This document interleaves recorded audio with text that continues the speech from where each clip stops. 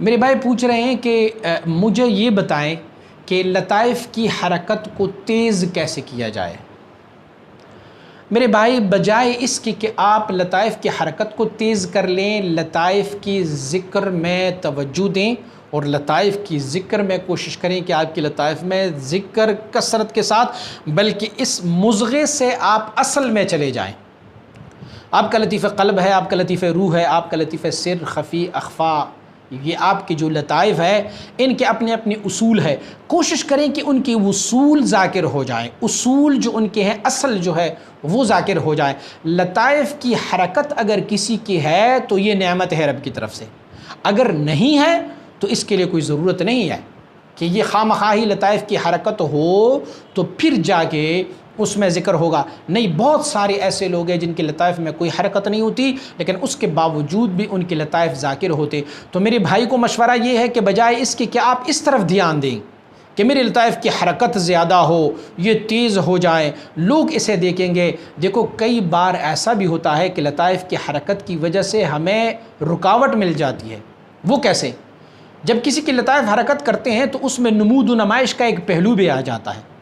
تو میں بھی کہ اس نے نمود و نمائش اور تکبر اور دکھلاوے کی وجہ سے اگر حرکت لطائف کی تو پھر تو نہ ذکر رہی، نہ ان کی حیات لطائف اور نہ ان کی اس لطائف کی حرکت کا کوئی فائدہ ہوا۔ بلکہ میرا مشورہ یہ ہے کہ میرے بھائی کو ذکر پر توجہ دینا چاہیے، لطائف کے ذکر پر توجہ دینا چاہیے، اور وہ مقامات جو ان لطائف کے ساتھ ہے ان کی طرف دھیان رکھے، ان کی طرف توجہ رہے۔ آپ کے لطیفہ قلب میں اللہ رب العزت کی تجلی صفات فعلیہ کا ورود ہوتا ہے تو اس طرف دھیان رکھیے۔ آپ کی لطیفہ روح میں تجلی سمونیہ ذاتیہ حقیقیہ کا وہ تجلی ہوتا ہے، اس کی طرف دھیان رکھیں۔ یہ آپ کا زیر قدم کس شیخ کس نبی کے زیر قدم ہے اس کی طرف دھیان رکھیں۔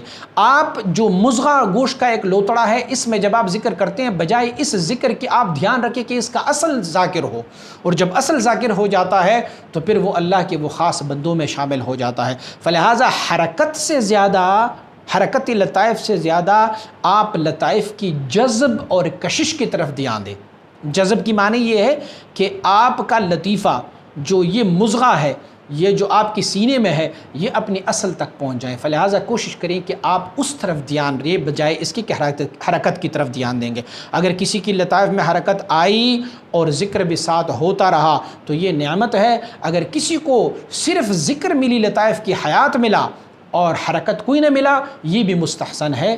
اللہ رب العزت اس کو بھی ذاکر فرما دے تو یہ اللہ کی طرف سے نعمت ہے۔